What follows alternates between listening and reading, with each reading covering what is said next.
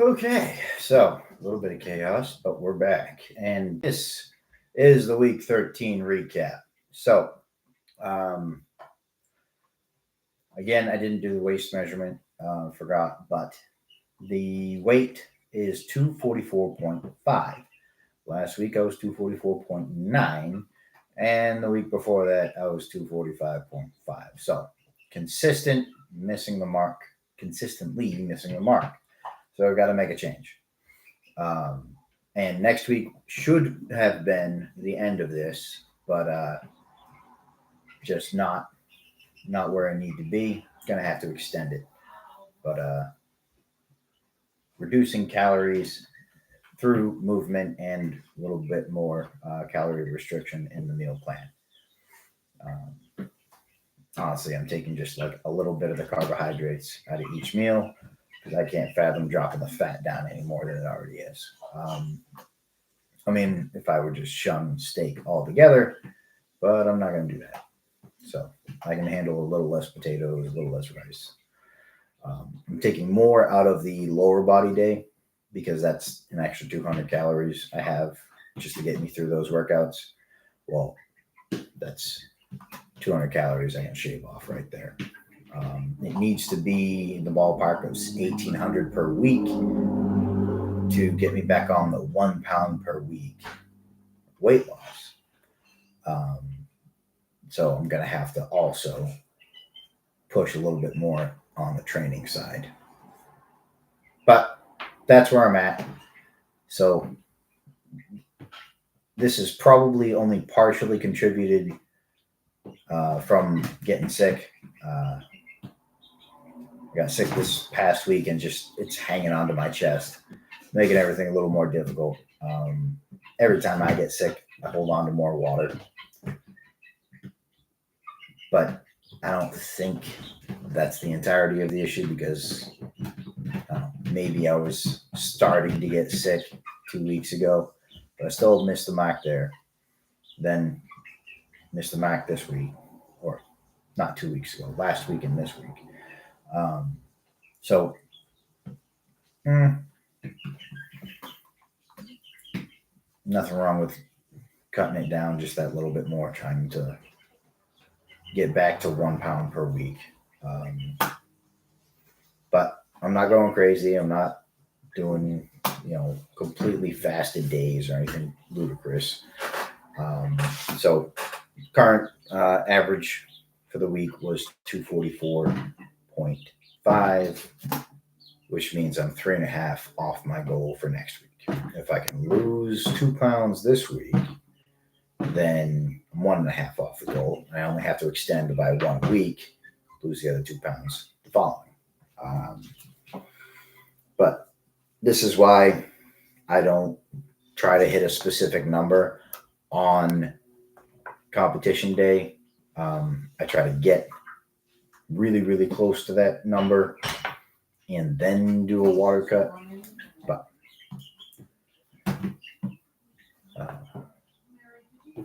nothing crazy. This is not the worst stall I've ever had. I'm still making progress. Um, just have to keep adjusting. Now I'm at a lighter body weight. I started this 10 pounds. So yeah, I've lost almost 10 pounds, and I've been actively trying to recomp through my training. So I'm trying to gain more muscle mass by having very, very high protein and training like an absolute animal. Um, these past couple weeks, I didn't even think about that until I just said that. These past couple weeks, I had to walk back the training because I was just feeling wore out. And now getting sick makes sense.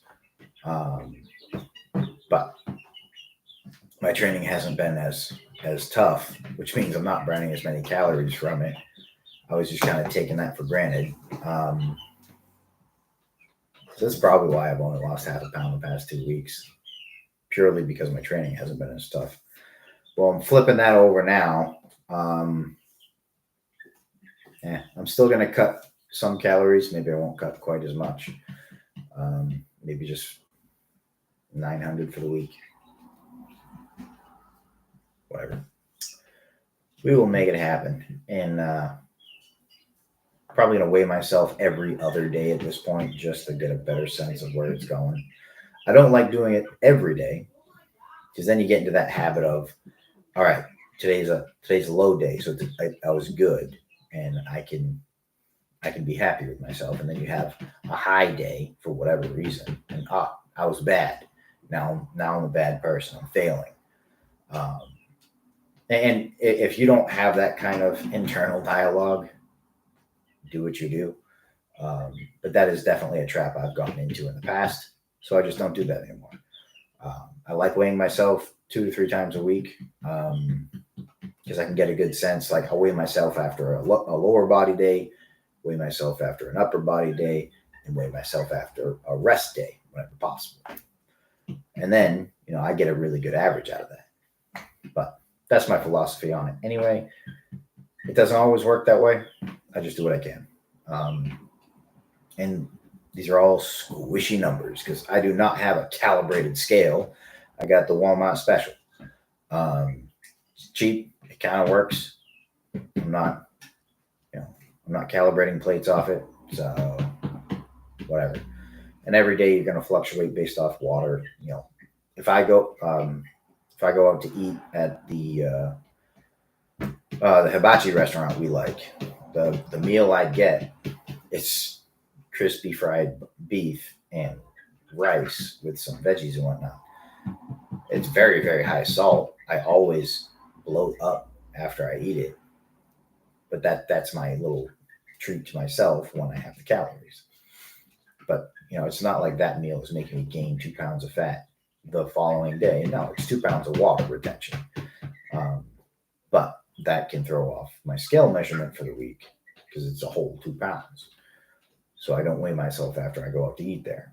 I weigh myself the day after when I've been able to deplete all that water, excess water. I don't deplete my water entirely. Um, but yeah, so not hitting my weight target. Now I'm thinking about it. It's probably because the training has just been kind of lighter. A lot of tempo work just because you can make it difficult with lightweight. Like benching 185, 3 seconds down, 1 second pause, 3 seconds up. You'll get an absolute pump, and that makes 185 feel like 300. Um, but yeah, last night I had to crush 2 workouts together just because the schedule this week is crazy. Um, so I was able to do 225 for sets of four with that tempo. Um, and I upped it to 230. I really should have upped it to 235. Um, but yeah. One of those days where every set just felt better than the last one, so I just kept adding a little bit more weight and topped out at 230. Could have kept going. Could have just kept going until I hit a failure set. Wasn't the purpose of the workout, and hurt for time. Like it was already 9 o'clock at night. I wake up at 5 a.m. because that's my schedule. Yeah. Better planning would have prevented some of that, but there's just so much going on right now. Uh, I'm I'm putting out a plan and then responding to contact, and that's just the best I can do right now. We have a whole lot of work to do after I get off of this. We're gonna finish some of the house projects, so no rest. That's kind of what I'm looking at. But so before my epiphany of my training is the problem, I thought of talking about how your body will eventually get to a settling point. It gets used to what you're doing.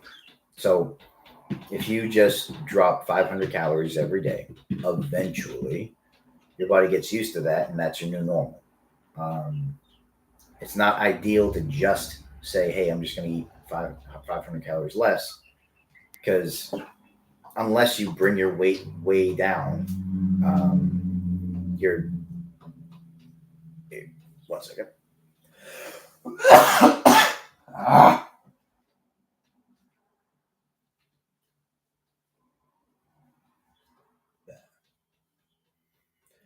Apologies. Sick. So, what was I saying? Yeah. So, eat 500 calories less per day. Eventually, your body gets used to that. Don't just keep eating the 500 less per day because your body actually wants a little bit more. Um, it is possible to just eat less until that's your new maintenance calories. But I like to do just a little bump back up just because your body's in a state of stress because it's not getting as much as it needs. Your metabolism will eventually slow down. I'm not talking about like in my situation where it's only been 13 weeks, technically 12 weeks because the first week was a baseline. So 12 weeks of reduced calories. My metabolism hasn't slowed down. Um, I've done this much longer and been perfectly fine. Um, so your metabolism will eventually slow down and you have to jumpstart it again. This does not mean you go on a bender. You do not tour every buffet that's still open and just go nuts. It's just a little bit 250 calories. Just kind of, you can recalculate your maintenance at your current body weight. So if I did mine for 245, 244 and a half, whatever, my maintenance calories is probably like 3,100. But I'm eating 25, no, should be 3,000 flat. Anyway, but I'm eating like 2,500 on a given day, and I'm reducing that a little bit more right now. So if I bumped up even just to 2,750, that's going to give my metabolism just a little bit more to work with, and I shouldn't gain any weight. I should be able to like just barely get back up to maintenance, maybe very very slow weight loss. Um, but it's not a full refeed is my point. You're not going nuts. You're just giving your body a little bit extra. Like, hey, a little more fuel in the tank to take away some of the stress response. When I get to 16 weeks of tough dieting, like 2 pounds per week, that's where I hit that point where like my body's ready to shut off, not happy, and I have to give it that little bit extra just for a few weeks. 3 or 4 weeks is perfect. If you can only do 2 weeks, that's something. Um, but it's a maintenance period. You're just trying to get your body back to a point where it's not stressed with your meal plan. And then once you're feeling good, when you quit having dreams about food, that kind of thing, then you go right back into it. Um, I am not at that point yet. It is not that severe. I think it's now, I think it's my training. Before I thought maybe I was getting some measurements wrong, or whatever. But because if you go by whatever tracker you're using, they're taking an average. So I eat a lot of top round steak. Top round steak has very very low fat, but it depends on the animal it came from. If you had a really really fat cow, all the fat content is just going to be a little bit more than usual. Versus you have a really lean cow, it's all going to be a little bit lower. Even your ribeye is going to be just a little bit lower. So, maybe your butcher had a really good season, and he got a bunch of fat cows. Well, those couple hundred extra calories, they add up, and if that's a big portion of what you're eating in your day, it adds up pretty quick. But that is one of the reasons it's good to get a variety of protein options, so you don't get caught in any of that. But if you're dieting for a long period of time, if you have over 20 pounds to lose, I guess is a pretty good measure. Plan on doing some maintenance periods. And it's still part of your meal plan. It's still part of dieting down. You don't get to, I'm just going to eat all the things I couldn't eat while I was on my meal plan, which you shouldn't be doing it that way anyway. But if your all-time favorite food is cheesecake, that's really tough to work into a weight loss plan. So on your maintenance period, you can probably have a half a slice of cheesecake once a week and be fine. You do that more than once a week, you start having to play with what you can get that day. Cheesecake is just very calorie dense. Uh, but yeah, so maintenance period, you're still being strict about what you're eating or how much you're eating, not what you're eating. I should be more specific there. Because like I've shown you my eating habits. I don't know if you all follow me on Instagram. You should, Hebert_fitness. My meals are very simple, but I have my preferred treats and whatnot every now and again. I'll buy a fancy chocolate bar. So I like dark chocolate. Sea salt, coffee flavor, whatever, mint. And then I'll break off 3 squares of it, and that's my little treat for the day. But I don't do it every day, just when I want chocolate. Um, but that's probably 60 calories, depending on the bar I get. 60 calories worth of chocolate, and I'm happy. Like, it's good, it's enjoyable, and then I have the rest of my meals. I love doing it after a meal. So whenever I have just like chicken breast and potatoes and green beans, it's not a high fat meal, so you might have like a little craving afterward. Um, so I'll always finish off with some fruit or my chocolate, and now you've had a full meal. It's enough volume of food to make you feel good, but you're having that little bit of, I want a flavor, I want to taste something delicious. A little bit of chocolate, a little bit of fruit, that little bit of sweetness just to cap it off, and now you satisfied both your stomach and your tongue. So, quick tip for staying on track. Um, but the maintenance period thing, and I put these numbers on it because those are my numbers. After 16 weeks of 2 pounds a week, I'm hurt. I am in a bad place around food, so I have to take a break. You can't just muscle your way through it and expect there to be no negative consequences.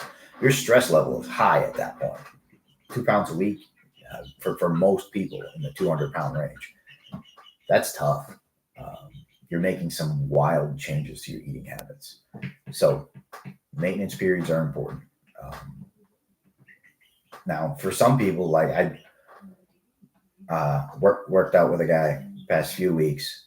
He was over 300 pounds. So he's been losing 5 pounds a month for like 4 or 5 months. And he's going through it. He is being diligent with his meal plan. But 5 pounds a month is pretty great. When he's not training a whole lot, maybe 3 times a week, maybe an hour each training session. So the rest, excuse me, the rest of that deficit is all food. Um, and he loves his steak, and all that. So